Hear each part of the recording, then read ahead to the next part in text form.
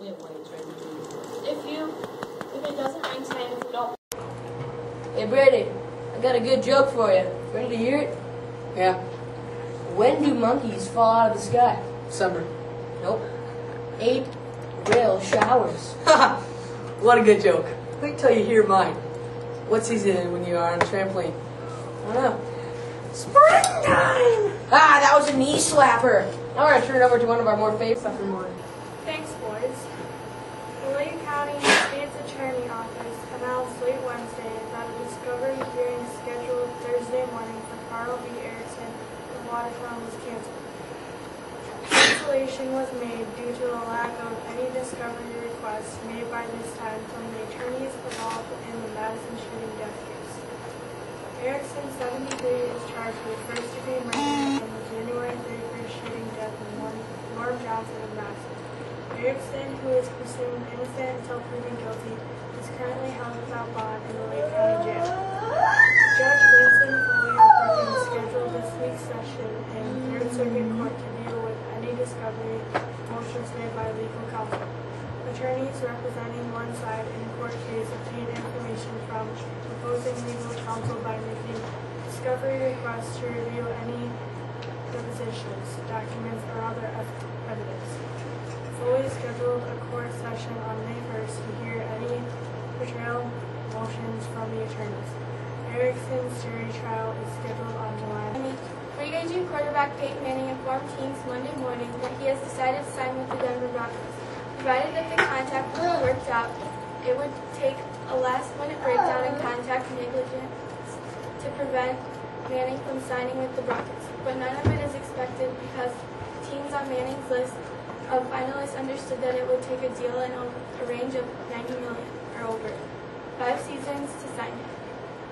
The Broncos likely will attempt to trade quarterback Tim Tebow now that Manning has made his decision to join the Broncos. Several people in pro football said that the Broncos had taken a few quiet steps recently to pave the way for a possible trade of Tebow in case they landed Manning.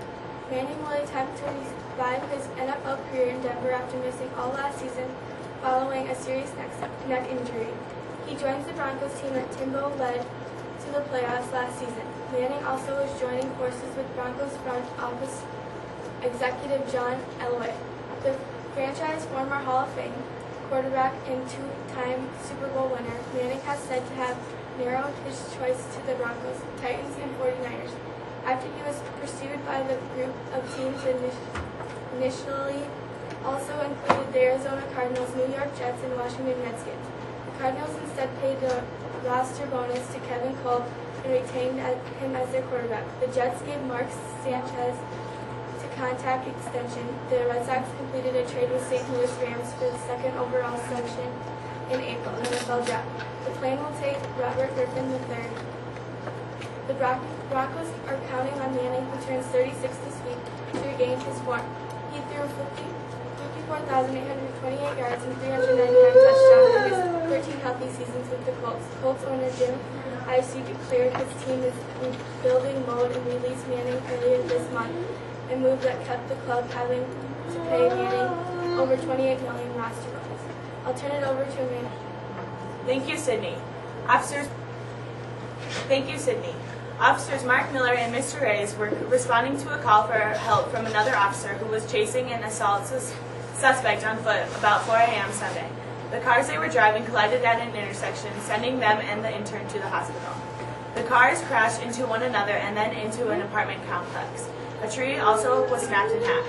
Building owner Pat Preston said none of the 10 apartment units was damaged, nor was the building's foundation. None suffered life-threatening injuries. Now I will turn it over to...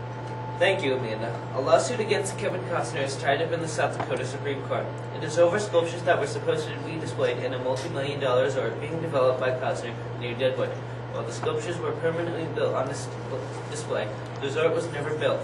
Monday, that dispute landed in front of the South Dakota Supreme Court. Mr. Costner did not breach this contract, Costner's attorney Kyle Weiss said. Peggy Detmers is the artist who created 14 bison sculptures with 3 accompanying Lakota horses and riders. In 2000, she signed an agreement with Costner that her sculptures would be displayed at a resort Costner was developing called the Dunbar. The contract said that if the Dunbar was never built in 10 years and Detmers did not agree to display the artwork somewhere else, Detmers would get half of the profits from the sale of the larger-than-life sculptures. In 2002, Detmers and Costner agreed to put the sculptures on the property plan for the development.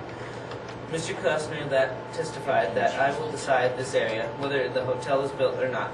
This will now be a permanent place for them.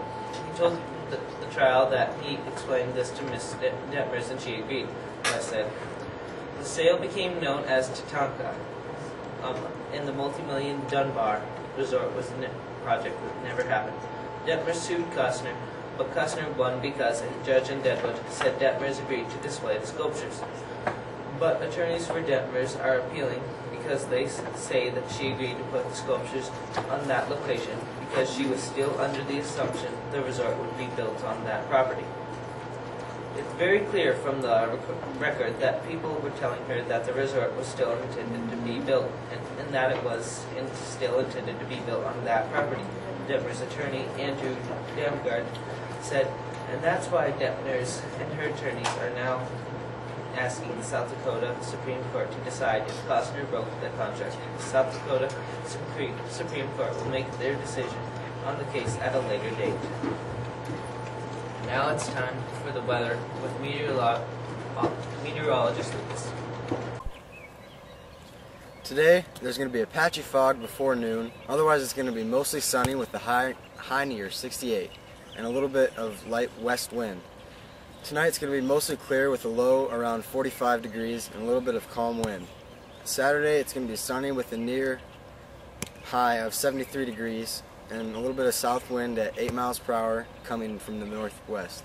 Saturday night, it's going to be mostly clear with a low around 42 degrees, north or northeast wind between 7 and 9 miles per hour. Sunday, it's going to be mostly sunny with a high near 68 degrees and east to northeast wind around 10 miles per hour. And Sunday night, it's going to be mostly cloudy with a low around 48 degrees. Hut. Lucas Cadets, going for the bomb. Oh, touchdown. Cadets.